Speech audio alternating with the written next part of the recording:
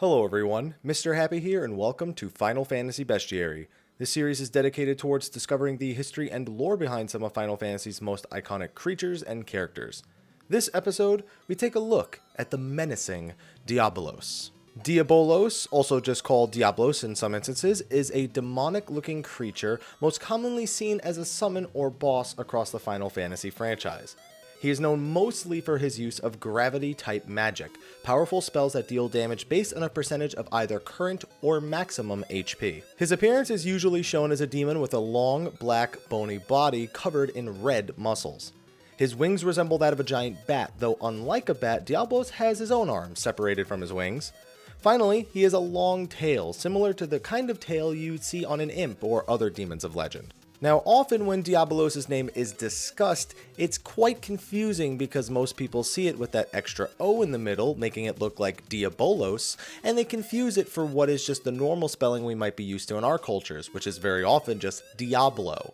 Well, Diabolos is actually the real-life origin name. It's Greek for devil, and yes, that extra O is part of it. Though other cultures over the centuries have adopted the name, and one that we're most familiar with is probably just the Diablo. Thank you, Blizzard.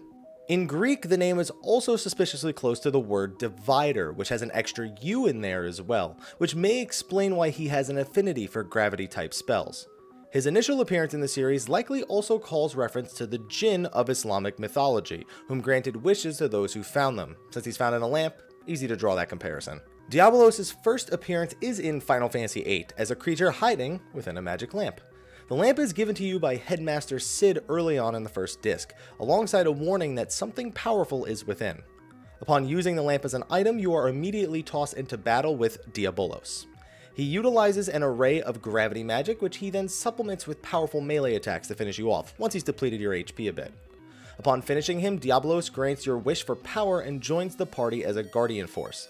It's recommended to obtain him as early as possible, as many of his junctions are quite useful, especially the Encounter Half and the Encounter None abilities. Upon obtaining him, Diabolos can use the Dark Messenger attack, which acts like a powerful demi-spell, dealing damage based on enemies' maximum health. Since the attack does damage based on maximum health, it is incredibly effective, even capable of outright killing opponents, unlike other gravity magic, which deals damage based on current health. Diabolos' appearance in Final Fantasy VIII was met with widespread praise, so much so that he began to appear in many more titles after that. Eventually, Square Enix went and placed him in the Game Boy Advance remake of Final Fantasy VI, as one of the ultimate summons obtainable in the game after defeating the game's superboss, Kaiser Dragon. On top of teaching tons of gravity magic and increasing HP of the user by a ton on level up, his Dark Messenger attack deals 15/16ths of an enemy's maximum health and inflicts the Sap status effect. Diabolos would take a break from the Final Fantasy series after 6 and 8 until he would be reintroduced in Final Fantasy XI. He is revealed as one of the 5 terrestrial avatars alongside Carbuncle, Fenrir, Phoenix, and Bahamut. His power specifically pertains to people's dreams, so much so that he created a dream world known as Dynamis as his domain. This began a new theme for Diabolos, being capable of nightmare-type attacks that would either benefit from opponents being asleep, or the specifically Nightmare attack, which would not only put enemies to sleep, but also deal heavy damage over time to them without waking them up. His ultimate attack would also be renamed to Ruinous Omen in this game, though the effect is pretty much the same as Dark Messenger. Diabolos' next appearance would be much more lackluster compared to his previous ones, as many of them are when we refer to Final Fantasy XII. He pretty much was just a hunt that resembled a small imp. Not that this imp doesn't have any bite to his bark, but little of his actual character or design is present here. From this point on, Diabolos would be mostly seen in side titles for Final Fantasy. I mean, he appears in Record Keeper, Bravely Default, Revenant Wings, and even has a pretty epic appearance in Final Fantasy Type 0. He was also originally intended to be one of the fal'Cie in Final Fantasy XIII, but he was never actually implemented into the game. The mobile game Brave Exvius also gives Diabolos a menacing appearance, with him having multiple appearances based on his power level. Eventually, Diabolos would find his way into Final Fantasy XIV as a powerful creature of the void, found in the lost city of Amdapor. Originally summoned by Maki mages in an attempt to destroy Amdapor from within, he was sealed away by the Amdapori until the Warrior of Light stumbled across him deep in the city one day.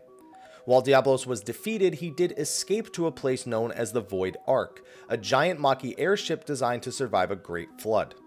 There he regained his power until he could free his master, Queen Skathak. With her revival soon at hand, Diabolos looks to be an encounter the Warrior of Light and his friends must face again in the upcoming patch. His most recent appearance as of this video was in World of Final Fantasy, where Diabolos is a member of an elite group of Mirages known as the Dyad Servants, also known as the Pleiades 7. These Mirages serve directly under their powerful master, Lucifarn, until eventually being calmed and recruited by her children. He is capable of greatly lowering the offense and defense of his opponents, given the time to use his abilities. Now overall, Diabolos isn't the most popular of summons. He may not be an Ifrit or a Shiva, but he is always showcased as a being with immense power, so much so that at one point he was a reward from a super boss. It is likely we will see this demon poke his head into many Final Fantasy titles for years to come. That's going to be it for this episode of Final Fantasy Bestiary. Thank you again to our Patreon supporters. You guys are awesome. If you'd like to support the channel via Patreon, be sure to check it out under the channel below. Comes with a few little perks. We're still working on a few things to make sure that I can actually push out that content in an orderly fashion. Be sure to like, favorite, subscribe, and share, and stay tuned for more Final Fantasy Bestiary. Until next time, take care.